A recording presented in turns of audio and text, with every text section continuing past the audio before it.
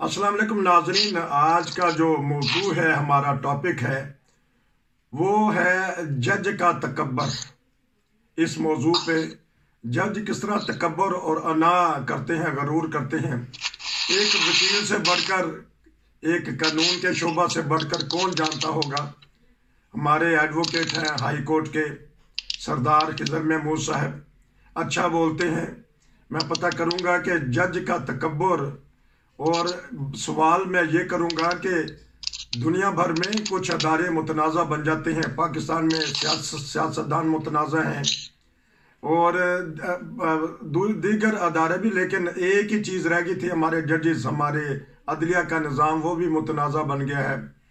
तो मैं उनके पास चलता हूँ और जो सुप्रीम कोर्ट में मामलात हैं, या वैसे जो आइन के नाम पे आजकल कन्वेंशन हो रहे हैं, जलसे हो रहे हैं, इस बारे में मिला जुला प्रोग्राम करते हैं। जी अस्सलाम वालेकुम।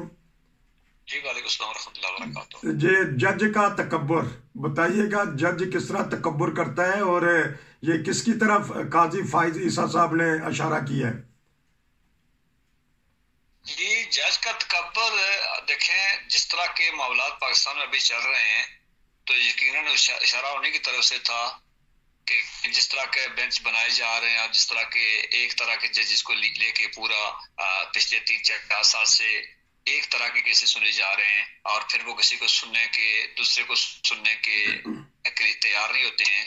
जिस तरह आज आपने देखा कि जिस तरह फायजा ने ये आइन की गोल्डन जुबली पे एक सेमिनार से बात करते हुए उन्होंने कहा, याद रखें कि ये 84(3) का जो कानून है जिया के दौर पे बना हुआ है। दूसरे लफ्जों में कह रहे हैं डिक्टेटर के दौर पे बना था। और चूंकि डिक्टेटरशिप में हर चीज का महवर मरकज जो है अपना एक ही बंदा होता है, तो ये उस दौर में है। याद होगा आपको जिस इकबाल को वहां से उठा के फेडरल कोर्ट से उठा के कहाँ फेंका गया था, लंबी चौड़ी तारीख है।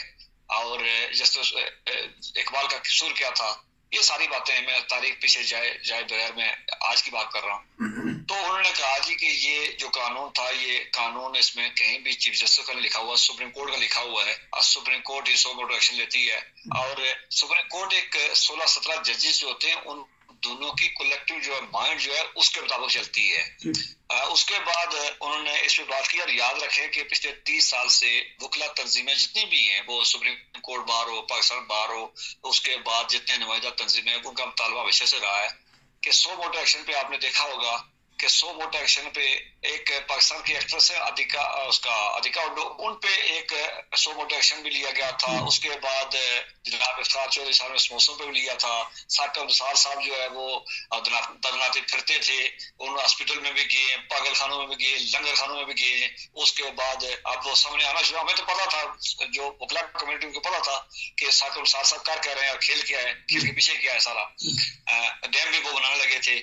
तो ये सारी चीजें डिक्टेटरशिप पे या तकब्बर ही होता है कि एक बंदा समझता है कि मैं मुकम्मल इख्तियारात मेरे पास आ चुके हैं और मैं सियासत का मालिक हूँ, जबकि जाती तौर जज जो है, सबसे जज हो या वकील हो, सबसे ज्यादा कमजोर भी होते हैं और कानून से हट के अगर एक कदम इनका कानून से बाहर निकलेगा तो वो फिर टांग सलाह होती रहती है।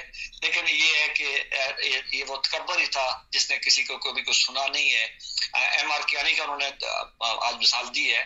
देखिए कियानी साहब ने हिंद नजरिया जरूरत को जो है वो परमानेंट लाया था और आज कहा गया कि नजरिया जरूरत ने, याद रखें मुल्क टूटते हैं, उन्होंने कहा जी मुल्क टूटा है, याद रखें मुल्क बेशक बिल्कुल उसी वक्त टूटते हैं जब कानून की अमलदारी खत्म हो जाती है, उस किसी बंदे को शनवाई असर होती है। तजारत हो, तालीम हो, इन्वेस्टर हो, फॉरेन इन्वेस्टमेंट हो, उसके बाद मुल्क के अंदर फैक्ट्रियों, कारखाने हो, कुछ भी हो, अदालती निज़ाम बेहतर होता है तो इन्वेस्टर भी आता है, उसके बाद कारखाने भी चलते हैं, फैक्ट्री भी चलती हैं।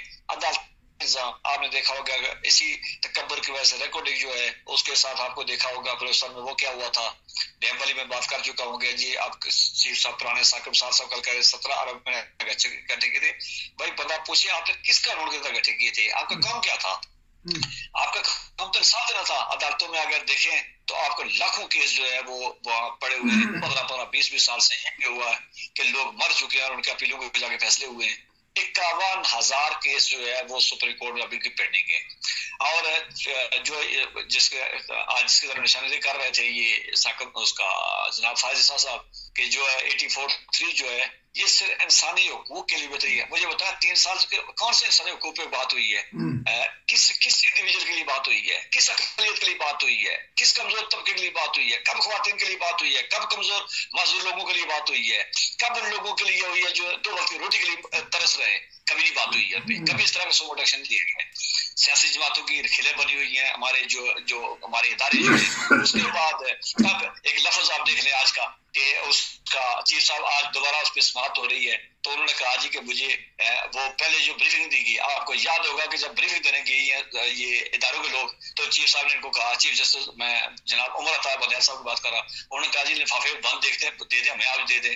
بھائی کل جب آپ کو دے رہے تھے تو آپ نے کہا تھا کہ بریفنگ مت دیں. آج انہوں نے کہا سیاسی جماعتیں جب سیاسی جماعتوں کے نمائندے کل آپ کے پاس گئے تھے تو آپ نے کہا تھا کہ نہیں آپ کو نہیں سنیں گے. اب آپ وہ کہہ رہے ہیں کہ جی سیاسی جماعتوں نے مجھے ہم اس پروگرام کے اندر ہم نشاندہی کر چکے تھے کہ جناب اگر پنجاب کے اندر اپنے الیکشن پہلے کروائیں گے تو ہوگا کیا ایک ٹرینڈ سیٹ ہو جائے گا. ٹرینڈ جب سیٹ ہو جائے گا پنجاب کے اندر جو حکومت بیٹھی ہوگی کسی جماعت کی حکومت ہو تو وہ باقی الیکشن پہ اثر انداز ہوگی. دیکھیں پنجاب کی آبادی 60% سے زیادہ آبادی ہے.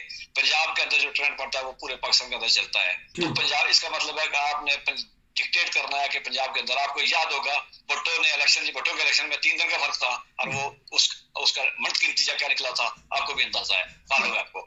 تو آج وہ چیف صاحب پوچھ رہے ہیں جو باتیں ہم اس پروگرام میں پہلے سے کر رہے تھے تو یہی وہ تکبر ہے کسی کو نہ سننا اور کسی کو خاطر میں نہ لانا. جج جو ہے وہ قانون کا پابند ہوتا ہے وہ قانون سے ایک جو ہے نا وہ ایک ذرا باہر نہیں کر سکتا ہے. تو جس کے فائز صاحب نے نشاندہی کی ہے فائز صاحب کا قصور یہ ہے. فائز صاحب کے خلاف جو بہت سے لوگ خلاف ہیں یا بہت سے لوگ باتیں کرتے ہیں. جو کوئٹہ میں کچہری پہ بم دھماکہ ہوا تھا وکلا کی بڑی تعداد ماری گئی تھی. فائز صاحب نے اس کی جو ہے وہ انکوائری کی تھی. اس انکوائری میں کچھ لوگوں کی نشاندہی انہوں نے کی تھی اور وہ اشارے جو ہے ایک مخصوص طرف تھے. اس کے بعد فائز صاحب نے جو فیض آباد میں جناب خادم رضوی صاحب نے جس دھرنے کے بعد آخر پہ 1000 روپے دے گئے تو ہماری جو فورسز کے بڑا کہہ رہا بڑے عہدیدار کہہ رہے تھے کہ تم اور ہم ایک ہی ہیں تو اس پہ ان کی ایک آئی تھی ججمنٹ آئی تھی. اس طرح کا جو ہے نا اس طرح کے ججز کے خلاف جب ان کو معلوم ہوتا ہے کہ ہمارے مذہب کی دکان بند آنے لگی ہے ہمارا جو ہم کھلواڑ کرتے ہیں وہ بند آنے لگی ہے تب پھر اس کے خلاف بولا جاتا ہے بغاوتیں کی جاتی ہے. کم از کم جو ہمارے یہ چیف صاحب جو ہے جو ابھی عطا عمر بدیال صاحب یہ 16 سپٹمبر کو ریٹائرڈ ہو رہے ہیں. ہماری ان سے بھی درخواست یہ ہے کہ قانون کے اندر آئیں تمام سیاسی جماعتوں کو ساتھ لے کے چلیں. الیکشن ایک جماعت کا نہیں ہوتا ہے. الیکشن ایک ووٹر کی اہمیت ہوتی ہے اور اس ملک کے اندر رہنے والا ایک ووٹر جو ہے نا اس کو بھی آپ نے ساتھ لے کے چلنا ہوتا ہے. ٹھیک اب میں سوال کر لوں کہ کچھ نرمی تبدیلی پیدا ہوئی ہے نرم مزاج دکھایا آج سپریم کورٹ نے کہ انہوں نے کہا کہ ہمیں تو پتہ ہی نہیں تھا پتہ چلا ہے سیکورٹی کو کتنے خدشات ہیں. یہ تو بچے کو پتہ ہے تو آیا ہمارے جو ججز ہیں یا ہمارا قانون کا شعبہ ہے ان کو نہیں علم ہے کہ ہمارے سیکورٹی ادارے کیا کر رہے ہیں اور کس طرح کا رسک ہے اس وقت پاکستان میں اور پاکستان میں پیسہ بھی نہیں ہے. تو آیا یہ اب کچھ بہانہ لگا کے تو انہی کی بات ان پہ ڈال کے تو ڈیٹ آگے لے جائیں گے؟ بات بہت تکبر والی آئی. یہ باتیں پہلے بھی سننے والی تھی یہ باتیں پہلے بھی سمجھنے والی تھی. پیسے کا شاید ارینج کہیں نہ کہیں سے ہو ہی جاتا ہے لیکن آپ کو معلوم ہوگا کہ ہماری فوج کچھ بھی وجوہات اس کی ہوں وہ ایک الگ بات ہے. ہماری فوج وزیرستان سے لے کے کوئٹہ تک روزانہ آپ کو 2 سے 4 جو ہے ڈیڈ باڈیز اپنی لا انفورسمنٹ آپ وصول کر رہے ہیں.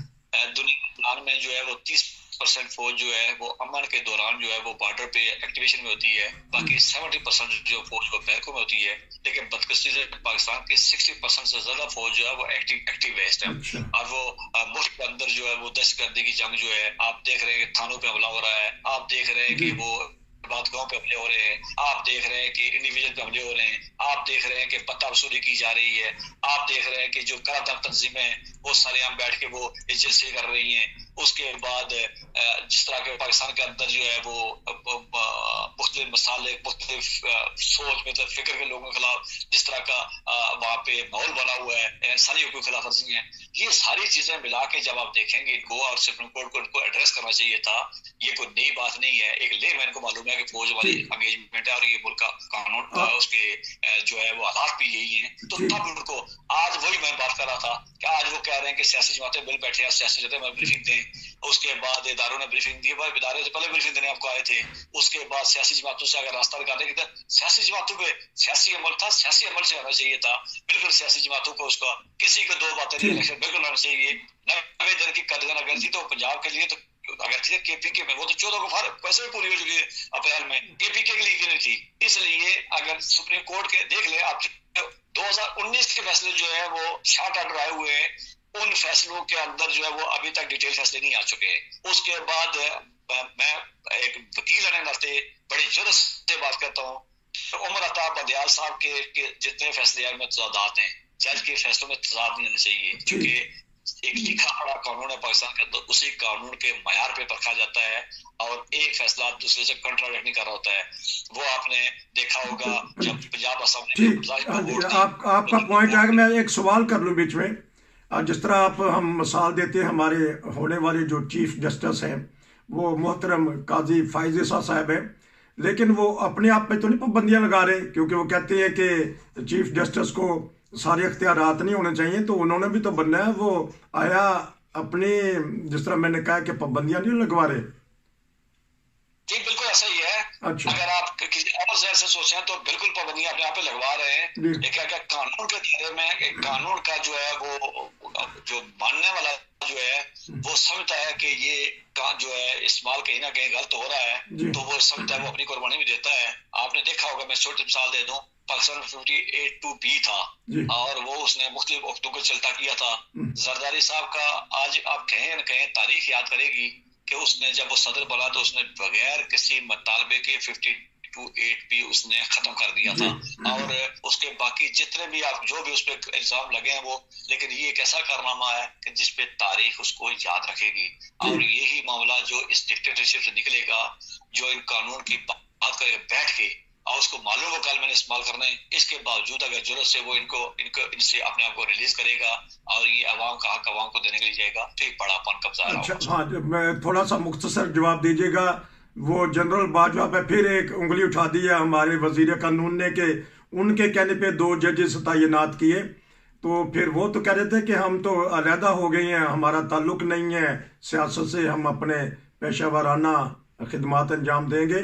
تو اسٹیبلشمنٹ کا دخل اندازی تو رہی ہے نا ہر شعبے میں. دیکھیں اسی جو ہمارے پروگرام میں ہم نے پروگرام کیے تھے تو میں نے بہت دفعہ کہا ہے کہ جنرل باجوہ اس کے لیے کہا تھا باجوہ ڈاکٹرائن مرا نہیں ہے, وہ کہیں نہ کہیں زندہ ہے, اور یہ سب کچھ جو بھی ہوا باجوہ ڈاکٹرائن کے تحت ہوا ہے. باجوہ صاحب بدقسمتی سے جن کے ساتھ چل رہے تھے وہ بھی ان کو اعتبار نہیں کر رہے تھے, جن کے ساتھ وہ نہیں چلے وہ بھی ان پہ اعتبار نہیں کر رہا تھا. تو باجوہ صاحب اپنا ایک پورا فلسفہ لے کے آئے تھے جس کو انہی کے ماننے والے انہی کے دور میں انہوں نے کبھی اعتراض نہیں کیا اس پہ, ان کے ISPR کہتا رہا ہے, بریفنگ میں کہتا رہا ہے. اس کے بعد ان کے جو ماننے والے جو اینکر تھے وہ ٹی وی بیٹھ کے باجوہ ڈاکٹرائن کی بات کرتے رہے.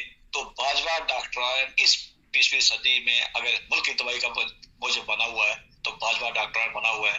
اب میں ایک لفظ کہتا چلوں کہ جس طرح یہ باجوہ صاحب کی ایلیگیشن ہوئی ہے, میں اسلام آباد کے اندر ایک سیمینار میں تھا, تو یقیناً میرا کوئی دوست اگر پروگرام سن رہا تھا اس کو معلوم ہے سیمینار میں نے کہا تھا ان میں کے اندر جنرل ضیاء کی بدرو ہے, تو اس نے مجھے اعتراض کیا تھا. میں نے کہا نہیں بدرو ہی ہے, اب دیکھ لیں کہ آج 7 سال ہو گئے 8 سال ہو گئے, جنرل باجوہ جو ہے وہ جنرل ضیاء سے نکل نہیں سکے, اسی طرح کی کمپلیکیشن پیدا کرتے رہے اور دیکھتے جا رہے ہیں. ادارے کمزور ہوئے, فوج کے اندر ڈویژن آئی, اس کے بعد پولیس کی رمال ہوئی, سپریم کورٹ کے اندر 2 دڑے آپ کو واضح طور نظر آ رہے ہیں. تو یہ سارا باجوہ صاحب کی دین ہی ہے, اور اس قوم کو جس دن جب تک باجوہ ضیاء اور ان طرح کی سوچ کو جڑ سے اکھاڑ کے پھینکیں گے یہ ملک آگے نہیں چل سکے گا. یہ اسی طرح ڈکاتا رہے. ملک بند گلی میں چلا گیا ہے, سیاستدان بند گلی میں چلے گئے, آئین ہمارا بند گلی میں چلا گیا ہے کہ دیکھتے ہیں آنے والے حالات کیا بنے گے. ناظرین, ایک ادارہ تھا وہ بھی متنازع بن گیا, کوئی نہ کوئی غلطی تو ایسی ہوئی ہے کہ جہاں سے ان کو سوچنا پڑے گا آئین کے متعلق جو اس میں شکے لفظ کہہ دوں کہ آج بھی اگر جماعتوں کو بٹھانے کی بات کی جا رہی ہے تو اس کا بہترین طریقہ یہ تھا کہ آپ سپریم کورٹ کا فل کورٹ بناتے, جو بھی فیصلہ ہوتا پوری قوم اس کو مان لیتی, تمام سیاسی جماعتوں کو بلانے کے بعد جو بھی بریفنگ کر دیتے. آپ یہ تھا کہ ایک افہام و تفہیم سے اور قانون کے مطابق رکھ کے ایک راستہ نکالتے یہ 8 اکتوبر کا راستہ نہ ہوتا، یہ 14 مئی کا راستہ نہ ہوتا، ایک مناسب راستہ ہوتا اور رائے دہندگان جو ہیں ان کو رائے دینے کا موقع ملتا اور ان کو ہوتا، جس طرح کی تقسیم کر کے اس تقسیم کو کسی ایک فریق کو بھی چھاڑنا پڑے گا۔ بہت بہت شکریہ، آپ نے ایک بھرپور تبصرہ کیا۔ ناظرین، آج کا جو موضوع تھا وہ جج کا تکبر تھا۔ ہم نے اس بات پہ بات آگے بڑھائی جو قاضی فائز عیسیٰ جو ہمارے چیف جسٹس بنے گے چند ماہ میں، انہوں نے کچھ باتیں کر رہے ہیں، تو دیکھتے ہیں کہ پاکستان کے سیاسی حالات آنے والے دنوں میں کیا بنے گے۔ معاشی حالات تو آپ کو پتہ ہی ہے، مہنگائی ہے، روزے کے چند دن رہ گئے ہیں، لوگ خریداری سے محروم ہیں، بچے ترس رہے ہیں عیدی کو، بچے ترس رہے ہیں باہر جانے کو، ہمارے بازار بھی اجڑ گئے ہیں، ہمارے خاندان بھی بکھر گئے ہیں۔ بہرحال دیکھتے ہیں کہ آنے والے دنوں میں حالات کیا بنیں گے۔ نصیر کو اجازت دیجیے، السلام علیکم۔